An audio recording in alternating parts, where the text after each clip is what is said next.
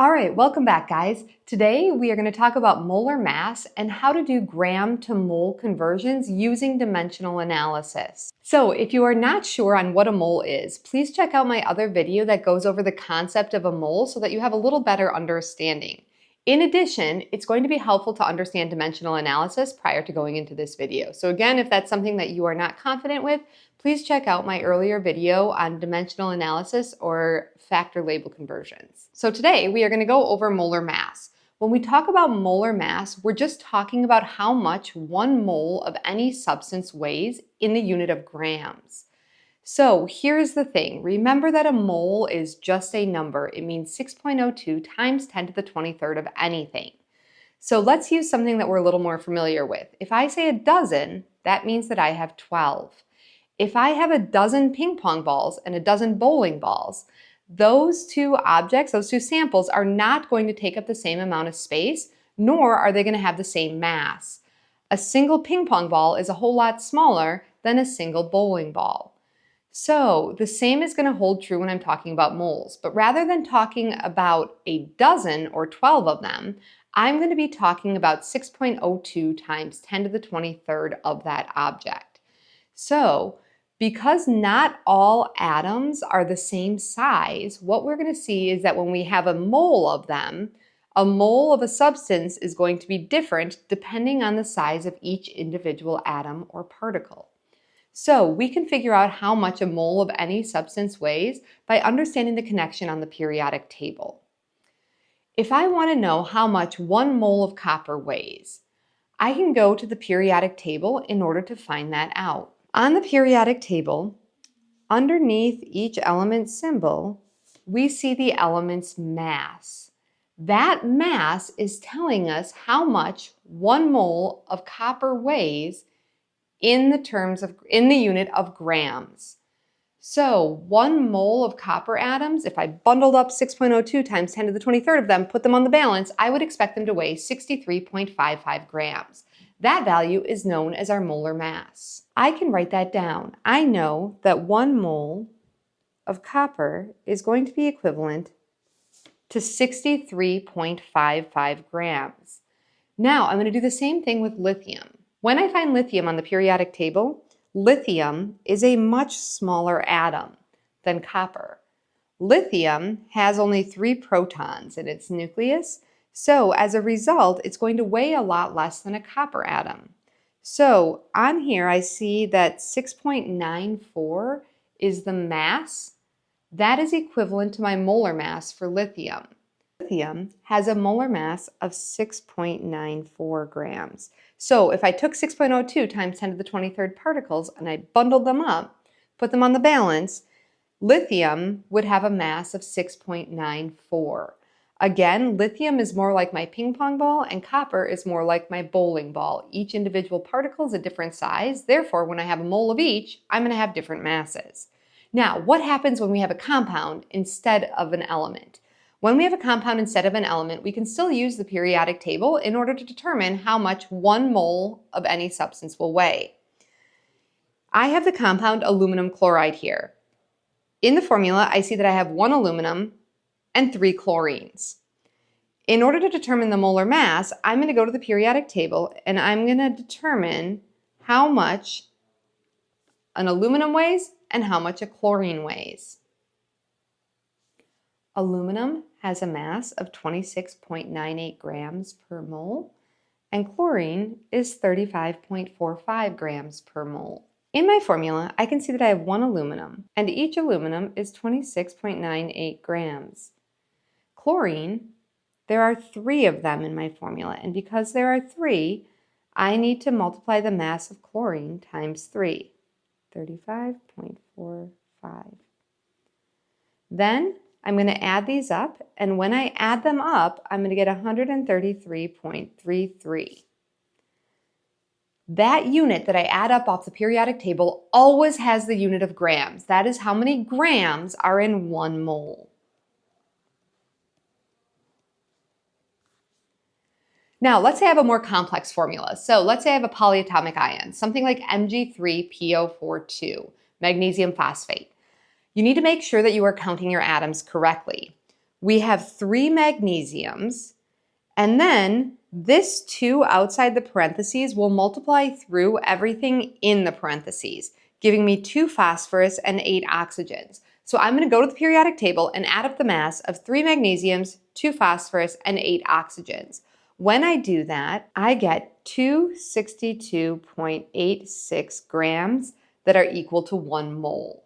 This is going to be the important first step when you are trying to convert from moles to grams. So let's go ahead and look at an example. All right, the first example I'm going to look at asks us to calculate the mass in grams of a 4.5 mole sample of zinc. So I've got all these zinc atoms. Rather than counting how many atoms there are, which is impossible, I'm bundling them into a group called a mole. So I have 4.5 moles. I'm going to take that and I'm going to put it on the balance, and I want to figure out how much it's going to weigh. In order to do that, I'm going to start my dimensional analysis problem just like I did all of my other dimensional analysis problems. If you're not confident with dimensional analysis, I would suggest going back and watching my tutorial on dimensional analysis so that you understand how to set up these problems. The first thing we want to do is determine our starting unit and our ending unit.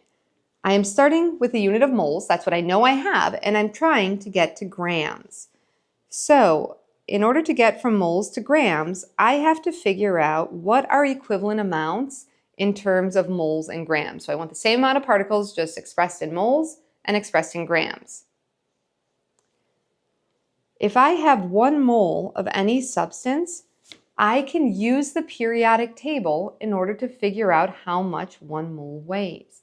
So I'm going to go to my periodic table and I'm going to find zinc. When I find zinc on the periodic table, it tells me 65.39. I'm going to use that number for my problem. Remember that whatever number you get off of the periodic table, that always tells you the number of grams. That is the number of grams equal to 1 mole.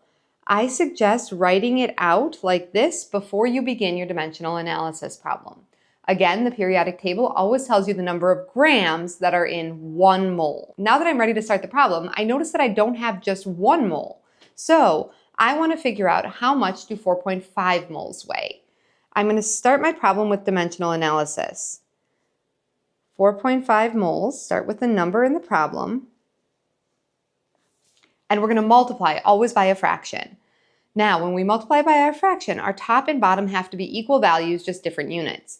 Well, 1 mole and 65.39 grams of zinc contain the same exact amount of zinc. It's just 2 different ways of expressing that amount. So I am going to choose to put 1 mole on the bottom and 65.39 grams on the top so that my unit of moles cancels out. Notice that the only unit remaining in this problem is grams, and that's what the problem asked me for. So I know that I'm done at this point. I'm ready to solve. In order to solve, I'm going to multiply across the top, multiply across the bottom, and then divide my top by my bottom. When I multiply across the top, I get 294.26. When I multiply across the bottom, I just get a 1. I'm then going to divide my top by my bottom, and I get 294.26. The only unit that didn't cancel out in my setup over here is grams, and specifically, I know this is grams of zinc. This number of grams of zinc and 4.5 moles are the exact same amount. Now, if you're looking at this problem and you're saying, you know, I can just plug this in my calculator and do the problem, you're right, you can. But remember that dimensional analysis is our universal means of communicating in chemistry. So we have to get in the habit of setting the problems up using dimensional analysis. So even though it's a more tedious, maybe a little bit more tedious at first, remember that in the end, as these problems get longer, dimensional analysis is going to make the process easier. And again, it's our way of communicating our work and our thought process in chemistry. Let's look at one more example in which we do a gram to mole conversion or a mole to gram conversion. In this case, this is going to be one step harder because we are going to use a compound instead of an element. So once again, when I start the problem, the first step is always the same. Identify your beginning unit and your ending unit. This time, I'm starting with grams and I'm trying to find moles. Grams to moles. I need to determine the relationship between them. In order to get that relationship, I'm going to need to go to the periodic table. The periodic table is going to tell me how much 1 mole of any substance weighs. Again, it's molar mass. So I'm going to go to the periodic table, I'm going to add up 1 calcium and 2 chlorines. When I do that, I get 110.98. Whatever I add up off the periodic table, remember that always gets the unit of grams. That's telling me how many grams are in 1 mole of the substance. Now that I know the relationship between moles and grams for calcium chloride, I'm ready to begin the problem. I'm always going to start with the number that's given, 50 grams, and I'm always going to multiply. Now, when I multiply by my fraction, I want to make sure that the top and bottom are equal values, and these are. So I'm going to put 1 on the top and 1 on the bottom. The way I'm going to decide what goes where is again by watching those units. 110.98 grams is exactly equal to 1 mole. Notice that I put grams on the bottom so that the unit, not the number, but the unit canceled out. Now I can multiply across the top to get 50, multiply across the bottom to get 110.98, and then I simply divide my top by my bottom. That gives me 0.45. Now, 0.45 needs to have a unit. We need to make sure that we identify what our numbers represent in chemistry. So, the only unit that did not cancel out in the problem was moles. My final answer is 0.45 moles. 0.45 moles and 50 grams of calcium chloride are the exact same amount of calcium chloride. Once again, it's just 2 different ways of expressing that amount. I hope this video helped clear up your questions on moles and dimensional analysis, how to convert from moles to grams and grams to moles. Please don't forget to check out my other videos and like and subscribe. Thanks for watching.